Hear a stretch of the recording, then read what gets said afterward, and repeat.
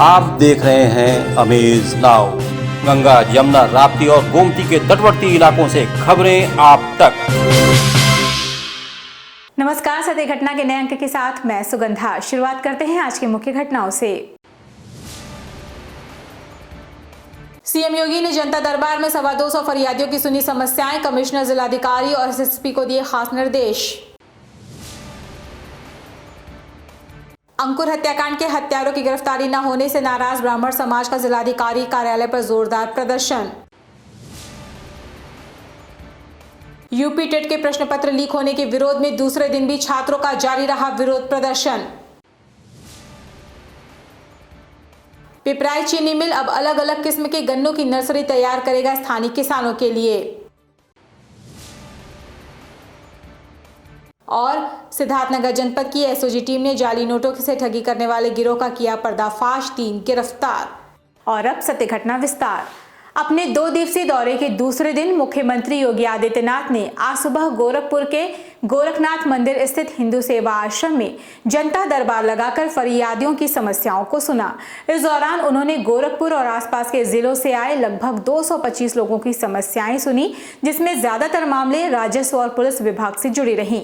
फरियादियों की समस्याओं को सुनकर सीएम ने वहां मौजूद कमिश्नर रवि कुमार एनजी, डीएम विजय किरण आनंद और एसएसपी विपिन टाड़ा की समस्याओं को निस्तारण के लिए निर्देशित भी किया।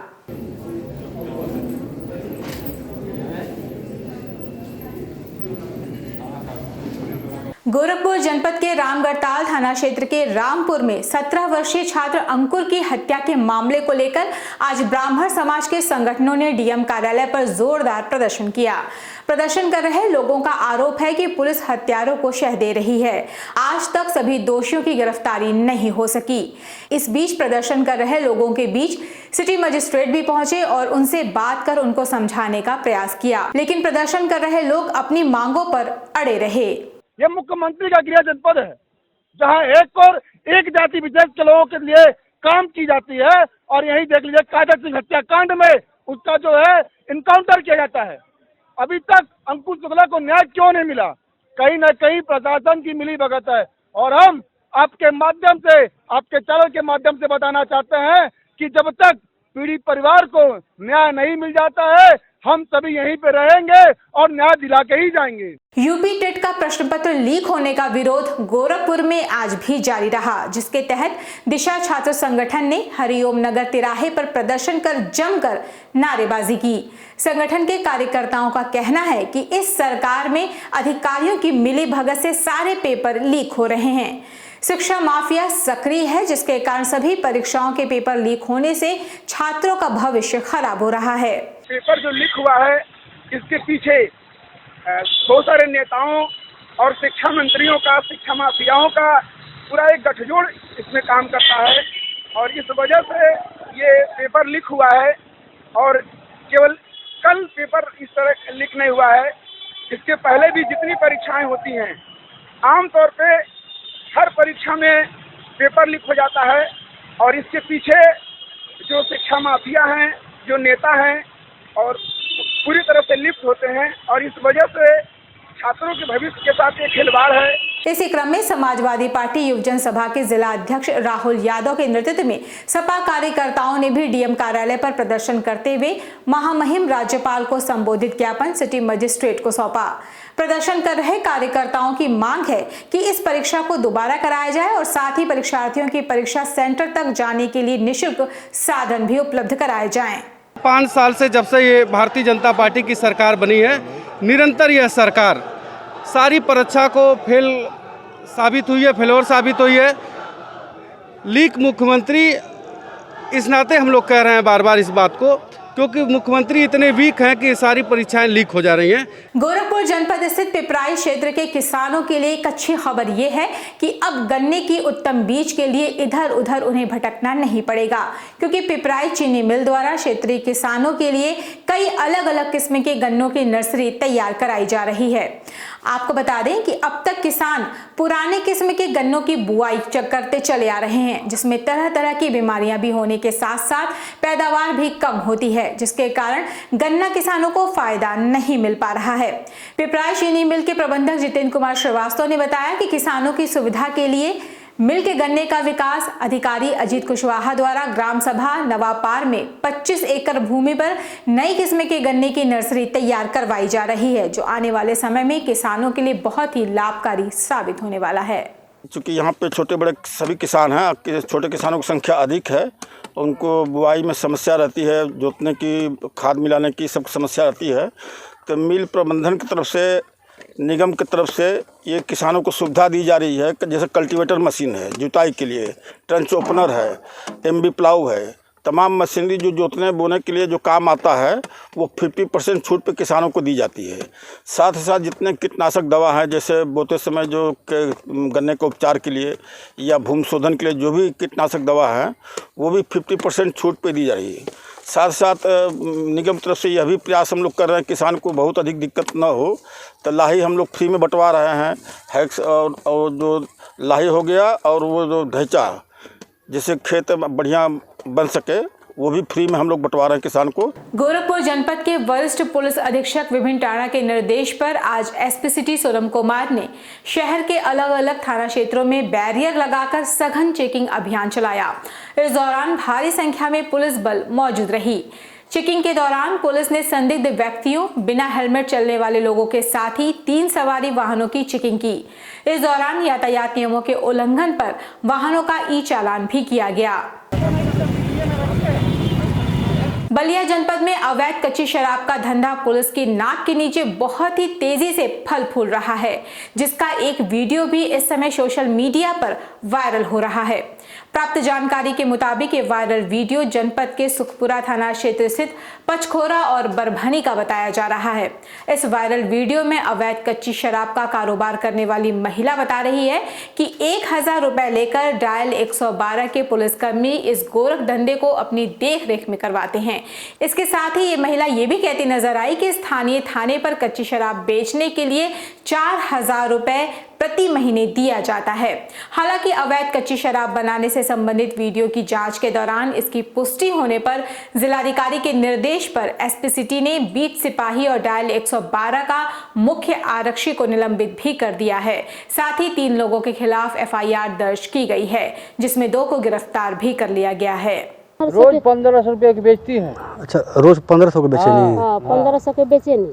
कचिए कि ना खाली थी उनको, हम उनके दारू ना बेचे नहीं जाए। का हो? कचरा सब। अच्छा, कचरा वो कचिए है ना। कचरा सब। अच्छा। ओकरा में खाली का परेला रो से का छिपाव के हम उनके नशा ला चुना डाले नहीं जाए। खाली जोन मेहरारून के जोन देयाला उछौनी डिलीवर उहे मने परेला। अच्छा, वो पी के देखियो सके नहीं। अच्छा। समय हो चला छोटे से ब्रेक का, शेष खबरें ब्रेक के बाद। वेलकम टू जया शक्ति इंफ्राकॉन LLP। 5 अलग अलग साइट्स चल रहे हैं गोरखपुर और बस्ती जनपद में। हर प्रोजेक्ट पर पाएं कम दाम में प्लॉट या बनवाएं अपने सपनों का आशियाना। Ayush golf city, Sunauli road, Gorakhpur. Ayush residency, Karjaha, Gorakhpur. Ayush smart city, Sonbarsa, Gorakhpur. Ayush global city, Marapar, Gorakhpur. Ayush green city, Parsa Jafar, Basti. हर प्लॉट की रजिस्ट्री पर मिलेगा सोने का एक सिक्का। नमस्कार, हम जया शक्ति इंफ्राकॉन से। हमारा प्रयास है कि हर आय वर्ग को आवास उपलब्ध कराया जाए। आयुष सिटी का सपना, सबके पास हो घर अपना। ब्रेक के बाद आपका स्वागत है। चलते हैं शेष खबरों की ओर। आजमगढ़ जिले के मेहनगर कस्बा के वार्ड संख्या 3 संत कबीर नगर में बेसमेंट की खुदाई के दौरान बगल में स्थित 2 मंजिला मकान ढह गया। हालांकि सतर्कता के चलते कोई भी बड़ा हादसा तो नहीं हुआ, लेकिन मकान स्वामी का काफी नुकसान हो गया। आपको बता दें कि मेहनगर पलहना मार्ग पर हरियाई गांव के रहने वाले प्रभात दुबे अपना 2 मंजिला मकान बनाकर उसमें भवन निर्माण सामग्री की दुकान खोल रखी थी, जिसके पीछे खाली पड़ी जमीन को कुछ माह पूर्व सुरेंद्र सिंह ने बैनामा करवा रखा था, जिस पर 2 दिन से बेसमेंट की खुदाई का काम चल रहा था कि बीते शनिवार की सुबह अचानक बेसमेंट की खुदाई के चलते प्रभात दुबे का 2 मंजिला मकान टेढ़ा होने लगा, जिस पर तहसील व पुलिस प्रशासन को सूचना दी गई। तहसीलदार मेहनगर तत्काल मौके पर पहुंच गए और टेढ़ा हो रहे प्रभात के मकान में मौजूद लोगों के साथ ही अगल बगल के मकानों में रहने वाले लोगों को भी समय रहते बाहर निकलवा लिया गया। इसके बाद मकान भरभरा कर गिर गया।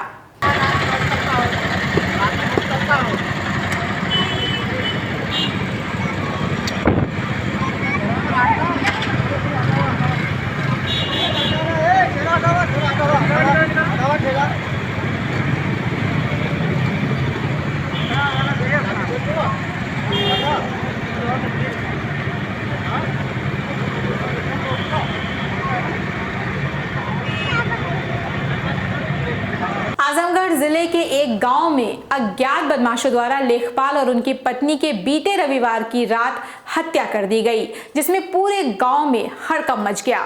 सूचना पाकर आनन फानन में कई थानों की पुलिस के साथ ही पुलिस विभाग के आला अधिकारी भी मौके पर पहुंच गए और शव को कब्जे में लेकर पोस्टमार्टम के लिए भेज दिया।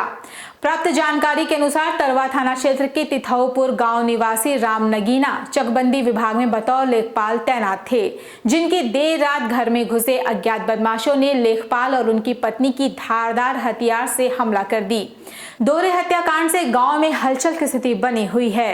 सभी जितने भी एंगल इसमें पॉसिबल है उनके ऊपर पुलिस काम कर रही है। घटनास्थल के निरीक्षण से स्पष्ट है कि क्योंकि अर्धनिर्मित मकान है जिसमें रात के टाइम रहते थे, तो उसी में घटना कारित की गई है। तो कोई लूटपाट वाली बात अभी तक प्रकाश में नहीं आई है। जो भी व्यक्तिगत और व्यावसायिक कारण हो सकते हैं, इस घटना के संभावित कारण हो सकते हैं, उन सभी के बारे में पुलिस छानबीन कर रही है, पूछताछ कर रही है और बहुत जल्द ही हम इस घटना का खुलासा करेंगे।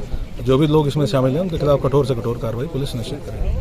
सिद्धार्थनगर जनपद की एसओजी टीम ने जाली नोट के नाम पर ठगी करने वाले एक गिरोह का पर्दाफाश करते हुए गिरोह के 3 सदस्यों को पुलिस ने गिरफ्तार करने में सफलता प्राप्त की है। गिरफ्त में आए 3 ठग गंगाराम यादव पड़ोसी मुल्क नेपाल के रुपंदेही, जबकि धीरज जिला देवरिया और निजामुद्दीन गोरखपुर के रहने वाले हैं। पुलिस ने इनके पास से मिश्रित कागजों के साथ असली नोट के 10 बंडल, 12,000 रुपए नगद, 4 मोबाइल और 1 मोटरसाइकिल भी बरामद की है। ठगों की इस गिरफ्तारी के बारे में पुलिस अधीक्षक डॉक्टर यशवीर सिंह ने बताया कि जाली नोट के नाम पर ठगी करने वाले सक्रिय गिरोह की सूचना पर ये कार्रवाई की गई है। इन्होंने हमारे क्षेत्र में 25 तारीख को एक व्यक्ति से ठगी की थी, उससे 20,000 रुपये इन्होंने ठगे थे। दरअसल ये लोग इस तरीके के गैंग में एक्टिव हैं जो नकली नोट बता के लोगों को ठगते हैं। इनके द्वारा बताया गया कि हम आपको एक नोट के बदले 2.5 गुना उसकी वैल्यू का नकली नोट देंगे जो मार्केट में बिल्कुल असली की तरह चल जाएगा। इसी पे विश्वास करके उसने 20,000 रुपया इन्हें दे दिया। इनके द्वारा कोई नकली नोट नहीं दिया गया। इनके द्वारा जो बैग में नोट दिए जाते हैं वो ऊपर नीचे एक असली नोट लगा के बीच में अखबार लगा देते हैं और ये वहाँ से रफू चक्कर हो जाते हैं। इस तरीके से ये लोग ठगी करते हैं। इसी में 3 लोगों को गिरफ्तार किया गया है और इनका और भी काफ़ी बड़ा गैंग है जो पूरे पूर्वांचल में एक्टिव है। उन लोगों के कुछ के नाम सामने आए हैं तो उन्हें भी हम ट्रेस कर रहे हैं। पुलिस की टीम को 20,000 का इनाम मेरे द्वारा दिया गया है। सिद्धार्थनगर जनपद स्थित कलेक्ट्रेट से जिलाधिकारी दीपक मीणा ने मतदाता जागरूकता रथ को हरी झंडी दिखाकर रवाना किया। ये जागरूकता रथ जिले के विभिन्न क्षेत्रों में जाकर मतदाताओं को विशेष ईवीएम मशीन के प्रयोग को लेकर लोगों को जागरूक करेगी और इसके प्रयोग का तरीका भी बताएगी। इस संदर्भ में जिलाधिकारी दीपक मीणा ने बताया कि 2022 विधानसभा चुनाव के अंतर्गत चुनाव संबंधित सभी तैयारियां युद्ध स्तर पर की जा रही हैं। देखिए, जैसे आप लोग जानते हैं कि आगामी विधानसभा चुनाव यूपी में कभी भी अगले ईयर में प्रस्तावित है और उसी के क्रम में ऑलरेडी इलेक्शन कमीशन द्वारा समरी रिवीजन और बाकी के जो व्यवस्थाएं उनका प्रोग्राम चल रहा है जो जनपद में भी चल रहा है। उसी के क्रम में आज 3 ये वाहन मतदाता जागरूकता को लेकर चलाए गए हैं। इसमें सारे अवेयरनेस कैंपेन और जितना भी इलेक्शन कमीशन की गाइडलाइंस है उनके बारे में प्रचार प्रसार किया जाएगा और इसका एक रोस्टर बनाया हुआ है। उसी रोस्टर के हिसाब से कस्बों और गाँव में ये वाहन रहेंगे। सत्य घटना में ये थी अब तक की खबरें। तेज सटीक को ताज़ी घटनाओं को जानने के लिए जुड़े रहें अमेज नाउ के फेसबुक पेज, यूट्यूब चैनल और वेब पोर्टल से। इस समय बस इतना ही। अगले लिंक में आपसे फिर से होगी मुलाकात। तब तक के लिए हमें इजाजत दीजिए। नमस्कार।